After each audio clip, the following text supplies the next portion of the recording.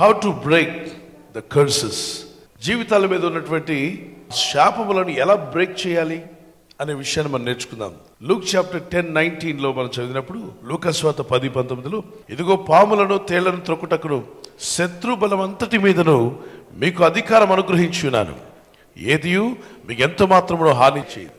వేటి మీద దేవుడు నీకు అధికారం ఇచ్చాడు? పాములను తేళ్లను త్రొక్కుటకు నేను మీకు అధికారం ఇచ్చినాను. అంతేకాదు, శత్రు బలం అంతటి పైన, బ్లాక్ మ్యాజిక్, వైట్ మ్యాజిక్ అని భయపడుతుంటారు, వాటి మీద కూడా దేవుడు నీకు అధికారం ఇచ్చాడు. అది ఏ మ్యాజిక్ అన్నా కానివ్వండి, దేనికి నువ్వు భయపడాల్సిన అక్కర్లేదు. ఈ అధికారంతో ప్రతి శాపాన్ని క్యాన్సిల్ చేయాలి. మీరు ఎవరైనా శాపవచనాలు పలకవచ్చు, కొంతమంది శపించవచ్చు. మీకు ఒకవేళ అనుమానం ఉండొచ్చు, ఎవరో మిమ్మల్ని శపించారేమోనని. మీ పనులు సాగినప్పుడు, మీ కార్యక్రమాలు ముందుకు వెళ్ళినప్పుడు, మీ కుటుంబంలో అనుకున్నవి జరగకుండా ఆగిపోతున్నప్పుడు, ఎంత ప్రయత్నించినా ఆ పని సఫలం కానప్పుడు, ఏంటి నాకు ఇంత ప్రయత్నించినా నా పని అవ్వట్లేదు, ఏదైనా శాపవచనాలు నా మీద ఉన్నాయా, ఎవరైనా శపించారా అనే అనుమానం నీకు కలిగినప్పుడు నువ్వు భయపడాల్సిన అవసరం లేదు. కానీ దేవుడు నీకు ఇచ్చిన అధికారాన్ని గుర్తు చేసుకోవాలి. How to cancel the curses which are upon you, upon your family, upon your business. మీ వ్యాపారం పైన కాదు, మీ కుటుంబం పై కానీ, మీ జీవితాల మీదకి వస్తున్న శాపాలను ఎవరైనా శపించినా దాన్ని క్యాన్సిల్ చేసే విషయాన్ని మనం నేర్చుకుంటున్నాం. Break it with authority of the lord. అంటే అపవాది యొక్క శాపములను, అపవాది తీసుకొస్తున్న అడ్లు ఆటంకాలను ఎలా బ్రేక్ చేయాలి అంటే, వాక్యం సెలవిస్తుంది, దేవుడిచ్చిన అధికారంతో. దేవుడు నీకు ఏ అధికారం ఇచ్చాడో తెలియనప్పుడు you will not know how to use it. నీకున్న పొజిషన్ ఏంటో నీకు తెలియనప్పుడు, నీకున్న అథారిటీ ఏంటో నీకు తెలియనప్పుడు, దాని విలువ నీకు తెలియనప్పుడు నువ్వు దాన్ని బ్రేక్ చేయలేవు. కాబట్టి మొట్టమొదటిగా నీ మీద ఉన్నటువంటి శాపములు కానీ, మీ కుటుంబాల మీదకి వస్తున్న శాపాలను క్యాన్సిల్ చేయాలంటే అసలు దేవుడు నీకు ఏ అధికారం ఇచ్చాడో నీకు తెలిసి ఉండాలి. దేని మీద దేవుడు నీకు అధికారం ఇచ్చాడు? శత్రు బలం అంతటి పైన, అంటే సాతాను వాని క్రియలన్నిటి మీద. సాతానుడు శపిస్తూ ఉంటాడు, అడ్డుపరుస్తూ ఉంటాడు. సో వాని మీద నీకు అధికారం దేవుడు రిలీజ్ చేశాడు. కాబట్టి అథారిటీని వాడుకోవడం ప్రారంభించాలి. Use the authority what God has given you already. ఎలా క్యాన్సిల్ చేయాలి కర్సెస్ అన్నప్పుడు మొదటిది రాసుకోండి, బ్రేక్ ఇట్ విత్ అథారిటీ. దేవుడిచ్చిన అధికారంతో ఆ శాపాన్ని క్యాన్సిల్ చేయొచ్చు. మార్క్స్ వార్త 16:17 ఈ విధంగా రాయబడి, నమ్మిన వారి వలన ఈ సూచక్రియలు కనబడును, ఏమనగా నా నామమున దయ్యములను వెళ్ళగొట్టుతుంది. ఎప్పుడైతే దయ్యం పట్టిన వాళ్ళు కనబడితే ఊరికి భయపడి పారిపోకండి. మీకు ఆ అధికారం ఇచ్చాడు దేవుడు. దయ్యమా, యేసు నామములో ఈ వ్యక్తిని విడిచి పో అని చెప్పి మీరు ఆజ్ఞాపించాలి. వెళ్ళిపోవాల్సిందని, ఉండడానికి వీల్లేదని. సో నా నామమున దయ్యములను వెళ్ళగొట్టుదురు, క్రొత్త భాషలు మాట్లాడతారు. క్రొత్త భాషలు అంటే అన్ని భాషలు మాట్లాడే వరం. ఈ వరాన్ని అందరూ అడిగి పొందుకోండి. అడగండి, ప్రభువా నాకు ఈ వరంలో మాట్లాడని ఆశగా ఉంది. తర్వాత పాములను ఎత్తి పట్టుకోవద్దు. అంటే పాము దారిని పోయి పామును ఎత్తి పట్టుకోవద్దు. పొరపాటున పాముని మీద పడితే భయపడకు, ఎత్తి అవతల పడాయి. మరి ఎక్కడైనా ఉందా? ఎస్, ఎక్కడుంది? అపోజిట్ పౌలు ఇలా చలి కాసుకుంటుండగా కట్టెలు వేసి, అక్కడ చాలా చలిగా ఉంది ఆ ప్రాంతంలో, ద్వీపంలో. ఆ ద్వీపవాసులందరూ అక్కడ ఉన్నారు. వీరు ఓడ పగిలిపోయి అక్కడికి వెళ్ళారు. వెళ్ళినప్పుడు చలి కాసుకొని చూడగా కట్టెలన్నీ వేస్తున్నప్పుడు కట్టెలు ఈ మంట సెగకు ఒక పాము, కట్టెల్లో ఉన్న దాగి ఉన్న పాము ఒకటి బయటకు వచ్చింది. విషపూరితమైన పాము బయటికి రావడమే కాకుండా కట్టెలు నిప్పుల్లో వేస్తున్నటువంటి పౌలు గారి యొక్క బొట్ని వేళ్ళను కరిచి వేలాడడం ప్రారంభించింది. అందరూ చూసన్నారట, ఇతను ఏనాడో పాపం చేస్తుంటాడు, ఇతనికి తీర్పు ఈ రీతిలో వచ్చింది. విషపూరితమైనటువంటి పాము కాటు వేసిందంటే తప్పక ఇతను ఎంతో నేరస్తుడై ఉంటాడు అని ఊరు వాళ్ళు అనుకున్నారు. కానీ ఈయన భక్తుడన్న సంగతి వారికి తెలియదు. ఇంతమందిని కరవకుండా ఈ భక్తుడినే కలిసింది పాము. అప్పుడు అందరూ అనుకున్నారు వీళ్ళంతా మంచివాళ్ళట. అసలు వాళ్ళు జైలుకి తీసుకెళ్తారు మిగిలిన వాళ్ళందరినీ. ఈయన మంచివాడు, ఈయన భక్తుడు, ఈయన్నే కలిసింది. కాబట్టి అందుకే ఏదైనా కీడు జరిగితే అందరూ ఏమనుకుంటారు, ఏం పాపం చేశాడో అనుకుంటారు.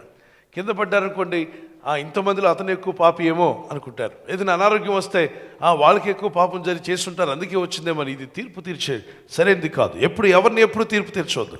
తొందరపడి తీర్పు తీర్చావంటే అది నీకు శిక్షగా మారుతుంది. ఆ వ్యక్తి యొక్క హృదయం ఏంటో నీకు తెలియదు, ఆ వ్యక్తి యొక్క మనసు ఏంటో నీకు తెలియదు, అతని బ్యాక్గ్రౌండ్ ఏంటో తెలియదు. త్వరపడి నువ్వు తీర్పు తీర్చకూడదు. అయితే పాము అతని వేలికి వేలాడుతున్నప్పుడు పౌలు గారు ఏం చేశారు? ఈ వాక్యాన్ని జ్ఞాపం చేసుకున్నారు. పాములను ఎత్తి పట్టుకుందరు అన్నారు కదా, ఆ పామును జాడించాడట, బట్టలు జాడించినట్టు. ఎక్కడ? ఆ నిప్పు మంటల్లోకి ఇసిరి జాడిస్తే అది వెళ్ళి నిప్పులో పడి కాలిపోయింది. అందరూ అన్నారు ఇక 5 నిమిషాల్లో చనిపోతాడు. అది విషపూరితమైన పాము. పామును చూడగానే వాళ్ళు చెప్పేస్తారు ఇది భయంకరమైన విషపూరితమైన పాము అని.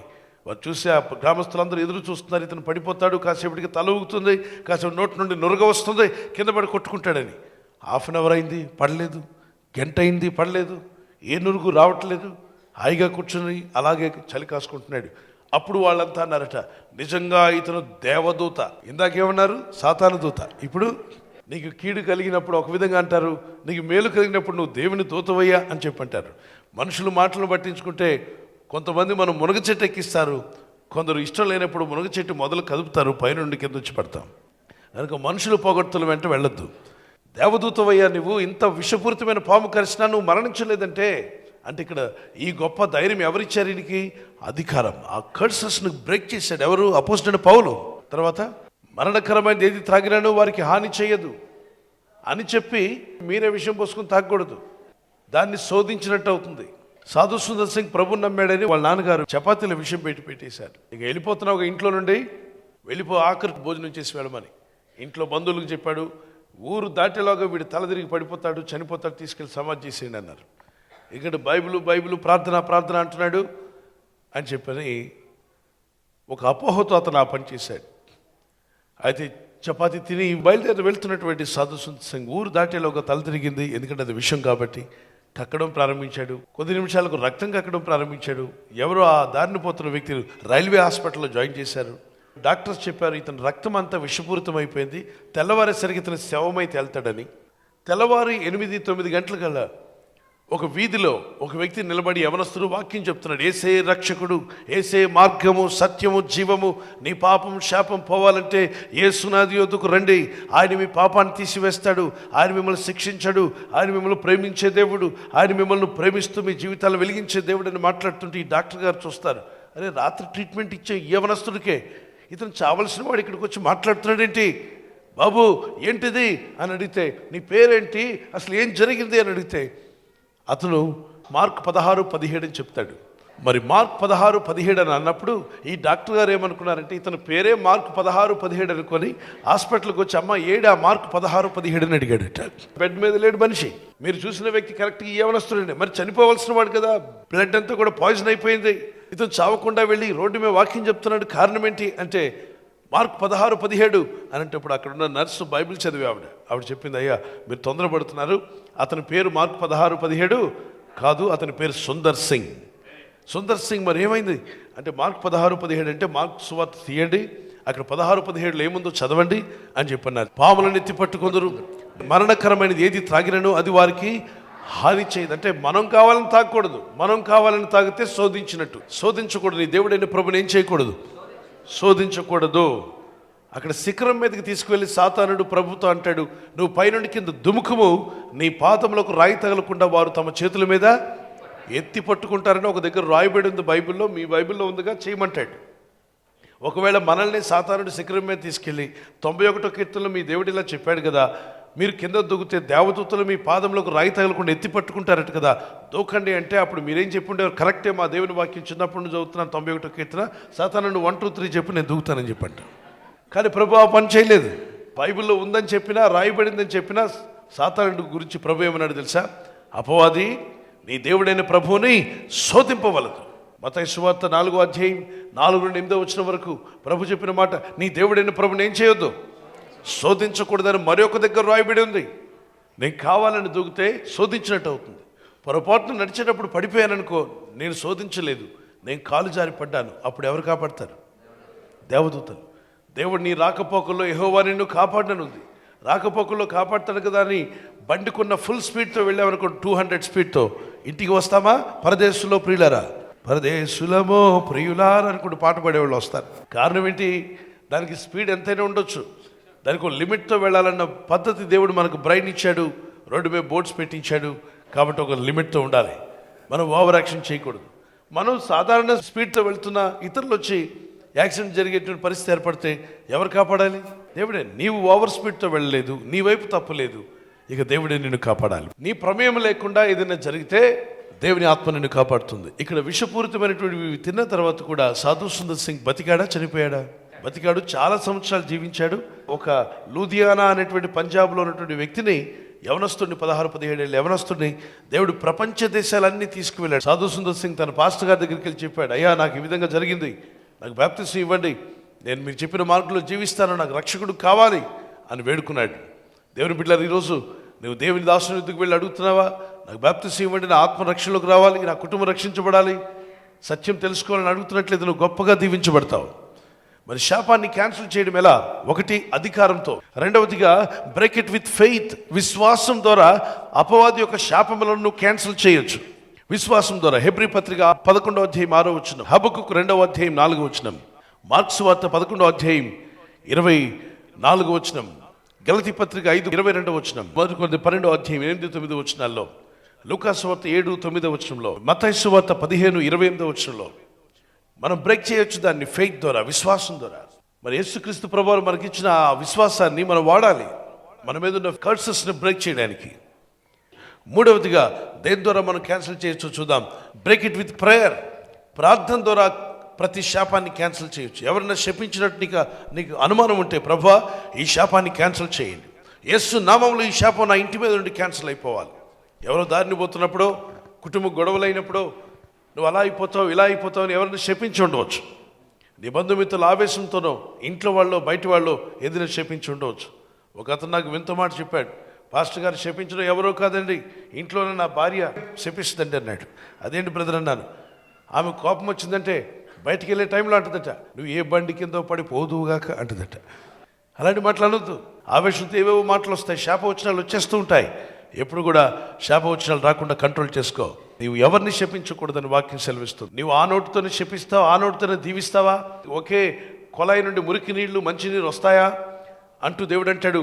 మరి మంచినీరు బావిలో నుండి చెడ్డ నీరు వస్తుందా? రాదు. కనుక నీ నోరు సరిచేసుకో. నీ నోటి నుండి దీవెన వచనం తప్ప, ఆశీర్వచనం తప్ప శాపవచనం రావద్దు. రెండోది, మనం ఏమి విత్తుతామో దాన్ని కోస్తామని గలతీ పత్రిక 6:6 వచనం 7 వచనం. మనం తప్పులు విత్తుతూ ఉంటే తప్పులే కోస్తాం, శాపాలు విత్తుతుంటే ఏం కోస్తాం? శాపం పంట. మంచిని విత్తితే మంచిని కోస్తాం, కీడును విత్తితే కీడును కోస్తావు, శాపాన్ని విత్తితే శాపాన్ని కోస్తావు. నువ్వు ఇతరులను దీవించడం ప్రారంభిస్తే దీవెనలే నీ వెంటబడి వస్తాయి. ఎంతమందిని దీవిస్తే అన్ని దీవెనలు నీకు వస్తాయి. కనుక దీవించడం నేర్చుకోండి. సో ఇంట్లో వాళ్ళను బయట వాళ్ళను శపించవద్దు. ఆవేశం రాకుండా కంట్రోల్ చేసుకో. ప్రేయర్ ద్వారా దాన్ని క్యాన్సిల్ చేయొచ్చు. ఎవరిని శపించారని తెలిస్తే, ప్రభువా పలాని వ్యక్తి నన్ను శపిస్తున్నాడు, నేను ఆ వ్యక్తి కోసం ప్రార్థన చేస్తున్నా, మీ శత్రువుల కొరకు ప్రార్థించమన్నావు, హింసించే వారి కొరకు ప్రార్థన చేయమన్నావు, ఇదిగో నేను ప్రార్థన చేస్తున్నా.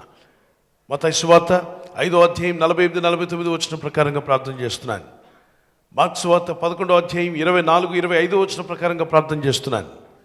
నా శత్రువులను క్షమించి ప్రార్థిస్తున్నాను ప్రభు అని. అప్పుడు ఆ శాపం క్యాన్సిల్ అయిపోతుంది. నీ ప్రార్థన పరలోకం వెళ్తుంది, ప్రభు వింటాడు. ఎవరిది ఈ ప్రార్థన అంటే, ఇదిగో పలానా వ్యక్తి దీవించమని ప్రార్థిస్తుంది ప్రభు అని. మరి ఈ శాపాలు ఎక్కడి వచ్చాయి? ఈ శాపాలమ్మని ఒక ఆవిడ ఉంది, ఆవిడ అందరినీ శపిస్తుంది. ఓకే, దేవుడు ఇప్పుడు సింహాసనం మీద ఉన్నాడు, భూమి మీద ఒక ఆవిడ శపిస్తుంది, మరొక ఆవిడ ఆమెను ఏం చేస్తుంది? దీవిస్తుంది. ఈ శాపవచనాలన్నీ పైకి వచ్చాయట. దేవుడు అడిగాడు దూత, ఈ శాపాలు ఎక్కడి వస్తున్నాయని. శాపాలమ్మ ఒక ఆవిడ ఉంది, ఆవిడ అందరినీ శపిస్తుందని. ఓకే, మరి ఇటు నుండి దీవెనలు వస్తున్నాయి. ఎవరు ఈ దీవెనలకు ఎక్కడి నుండి పంపిస్తున్నారంటే, ఒక ఆవిడ అందరినీ దీవిస్తుంది ప్రభు. నిన్ను నమ్మిన తర్వాత, నేను నమ్ముకున్న తర్వాత, యేసయ్య నమ్మిన తర్వాత, ఒకప్పుడు ఆమె కూడా శపించేది, కానీ ఇప్పుడు మనసు మార్చుకుంది, హృదయం మార్చుకుంది, అందరినీ దీవించడం ప్రారంభిస్తుంది. వాక్యంలో ఉంది కదా ప్రభు, అందరినీ దీవించమన్నావు కదా, నీ వాక్యాన్ని బేస్ చేసుకుని అందరినీ ఆశీర్వదిస్తుంది. ఆమెను శపిస్తున్న ఆమెను కూడా ఏం చేస్తుంది? దీవిస్తుంది ప్రభు అని. ఓకే, అప్పుడు దేవుడు అన్నాడట సింహాసనం మీద కూర్చుని, ఎవరి మాటలు వారి మీదకే వెళ్ళునుగా. కానీ ఇప్పుడు నాతో చెప్పండి, శపించిన ఆవిడ తల మీదకి ఏమొచ్చాయి? దీవించిన ఆవిడ తల మీదకి ఏమి విత్తుదమో. సో మంచిని చేయడానికి ప్రయత్నం చేద్దాం. దేవుని వాక్యం సెలవిస్తుంది కాబట్టి ఆ విధంగా చేయడం ఆశీర్వాదం. ప్రార్థన ద్వారా, తర్వాత మరొక దాని ద్వారా నువ్వు బ్రేక్ చేయగలవు. You can break it with resistance. James chapter 4:7, యాకోబు పత్రిక 4:7 వచనం, అపవాదిని ఎదిరించుడి, అప్పుడు వాడు మీ యొద్ద నుండి పారిపోవు. చీకటి శక్తులు, దురాత్మలు, అపవిత్రాత్మలను గద్దించాలి. రెసిస్టెడ్, అవి వెళ్ళిపోతాయి. నీ ముందుకి ఏదో చీకటి పురుగులు వస్తున్నాయంటే వాటిని ఎలా రెసిస్ట్ చేస్తావో, ఏదో ఒక పురుగు ఏదో మీదకి వస్తున్నప్పుడు దాన్ని ఏం చేస్తారు? మీరు తోసేస్తారు. ఇప్పుడే మీ కంటి ముందుకు ఏదో వస్తుంది, పురుగు లాంటిది, కందిరీగ లాంటిది, ఏం చేస్తారు చెప్పండి? మీ ముందుకు వచ్చేస్తుంది, ఏం చేస్తారు? చూస్తూ ఊరుకోం కదా, ఏం చేస్తాం? దాన్ని ఏమంటారు? రెసిస్ట్ చేస్తున్నాం. రెసిస్ట్ చేయడం వల్ల శాపాన్ని క్యాన్సిల్ చేయొచ్చు. ఏదో పీడకాలు వచ్చింది, ఏదో యాక్సిడెంట్ అయినట్టు, ఏదో ప్రమాదం జరిగినట్టు, ఏదో జరగరాంది మీ ఇంటికి జరిగినట్టు లేచి కూర్చుని భయపడి కంపించిపోవద్దు. యేసు నామములో పిచ్చి కళను నేను కొట్టివేస్తున్నాను. ఆ కీడు కలిగించే కళ యేసు నామములో నేను చేస్తున్నాను, కొట్టేస్తున్నాను. నువ్వు నా ఇంట్లో కానీ నా కుటుంబస్తులో కానీ జరగడానికి వీల్లేదు, వెళ్ళిపో. ప్రభు దాన్ని రెసిస్ట్ చేస్తున్నానని చెప్పి ప్రార్థన చేయాలి. మీ సోదరులు ప్రవేశింపకూడని నిమిత్తం మెలకువగా ఉండి ఏం చేయాలి? ప్రార్థన చేయాలి. నెక్స్ట్ మరొక ఆయుధం ఉంది, దాన్ని కూడా మీరు వాడాలి. Break it by standing firm. Acts chapter 20:24. Break it by standing firm. స్థిరముగా నిలబడటం వల్ల, స్థిర హృదయులుగా ఉండటం వల్ల మీరు దాన్ని బ్రేక్ చేయొచ్చు. అపొస్తలుల కార్యం 20:24 వచనంలో రాయబడింది, మనకు దేవుడిచ్చిన ధైర్యంతో దాన్ని ఏం చేయాలంటే బ్రేక్ చేయాలి, స్థిర హృదయులై. Next, break it with fasting. మరి ఆరవది Isaiah chapter 58:6. Break it by fasting and prayer. ఉపవాస ప్రార్థన ద్వారా దాన్ని బ్రేక్ చేయాలి. కొన్ని శాపాలు మీ ఇంట్లో పనిచేస్తాయని అనిపిస్తాయి, మీ ఇంటికి ఏదో అడ్డు ఆటంకం ఉన్నట్టుగా మీకు తెలుస్తాయి. మీరు ఉపవాస ప్రార్థనలు అందరూ కలిసి ప్రకటించండి, ఫాస్టింగ్ ప్రేయర్ చేసుకుందామని. ఇంట్లో ఏమీ తినకుండా ఆ రోజంతా బైబిల్ చదువుతూ వాటర్ తాగుతూ, ప్రభా మా ఇంట్లో ఉన్న ఈ అడ్లు ఆటంకాలు తొలగించమని అందరూ ఒకరి తర్వాత ఒకరు ప్రార్థన చేస్తుండండి. ముందు ఇంట్లో తండ్రి తల్లి, తర్వాత పిల్లలు, భార్య భర్త బిడ్డలు, ఒకరి తర్వాత ఒకరు ప్రార్థన చేయమన్నాడు. ఒక పేపర్ మీద చేయబెట్టి ప్రార్థన చేయండి. ప్రార్థన చేస్తూనే ఉండండి. ఇంక 10-20 మంది రావాలి ఉపవాస ప్రార్థనకి అక్కర్లా. 2-3 ఎక్కడ కూడి ఉంటే వారి మధ్యలో నేను ఉంటానని చెప్తున్నాడు. సో మీరు ప్రార్థించినప్పుడు, ప్రభు నువ్వు మా మధ్యలో ఉన్నావు, మా ఇంట్లో ఉన్నటువంటి శాపాలు బ్రేక్ అయిపోవాలని ఓ పాట పెట్టండి, వర్షిప్ చేయండి, తర్వాత మళ్ళీ ప్రార్థించండి, దేవుడిని స్తుతించండి. తర్వాత బైబిల్లో వాక్యాలు తీసుకురండి, ఆశీర్వచనాలు. నేను రాసిచ్చిన షీట్ ఉంది, ఈ షీట్ నిండా వాగ్దానాలు ఉన్నాయి. వీటిని ఒకదాని తర్వాత ఒకటి చదివి ప్రార్థించి, ఈ వాగ్దానాలు మనం నెరవేర్చు ప్రభా, శాపాలన్నీ క్యాన్సిల్ చేయండి, ఆశీర్వాదాలు మనకు రిలీజ్ చేయండి అని ప్రార్థించిన తర్వాత, బాబు ప్రార్థించు, బాబు ప్రార్థన అయ్యాక కుమార్తెను ప్రార్థించమండి, కుమార్తె ప్రార్థన తండ్రి, తండ్రి తర్వాత తల్లి, అలా ఇంట్లో ఎంతమంది అవుతున్నారో అందరూ ఒకరి తర్వాత ఒక ప్రార్థన చేస్తూ మరి బైబిల్ చదువుతూ మళ్ళీ వర్షిప్ చేస్తుంటే సాయంత్రం అయిపోతుంది 6 గంటలు. ఉపవాస ప్రార్థన అయిన తర్వాత దేవుడు జవాబు ఇచ్చాడని నమ్మండి, దేవుని కార్యాలు జరుగుతాయని దేవుని గట్టిగా స్తోత్రాలు చెప్పండి. ఆ తర్వాత చికెనో మటనో ఏ బిర్యానీ కావాలంటే ఆ బిర్యానీ తినండి. దేవుని స్తుతించారు, ప్రార్థించారు, ప్రభు మీకు జవాబు ఇచ్చేసాడని నమ్మాలి. ఎక్కడ రాయబడింది ఉపవాసం ద్వారా మనం జయించగలమని? Mark chapter 9:29. మార్క్ 9:29. ఇటువంటిది ఉపవాస ప్రార్థన వల్ల తప్ప మరి దేని వల్ల విడిచిపోదు అన్నాడు. సో అటువంటి గొప్ప శక్తి సామర్థ్యం దేవుడు మీకు దయచేయునుగాక. ఒకదాని తర్వాత ఒకటి నేను అడుగుతాను, చెప్పండి. మొదటి దేని ద్వారా మనం బ్రేక్ చేయాలి? అథారిటీ. రెండవది విశ్వాసం ద్వారా. మూడవది ప్రేయర్, ప్రార్థన ద్వారా. నాలుగవది రెసిస్టెన్స్, ఎదిరించడం ద్వారా. ఐదవది స్టాండింగ్ అండ్ ఫర్మ్, దేవుని వాక్యం మీద స్థిర హృదయులుగా ఉన్నప్పుడు ఆ శాపాలన్నీ తొలగిపోతే మీరు దాన్ని జయించవచ్చు, స్థిర హృదయులు అయి ఉన్నప్పుడు. నెక్స్ట్, ఉపవాసం ద్వారా ఈ పాయింట్స్ మీరు పాటించి వాటిని ప్రయత్నం చేస్తే తప్పక మీరు జయిస్తారు.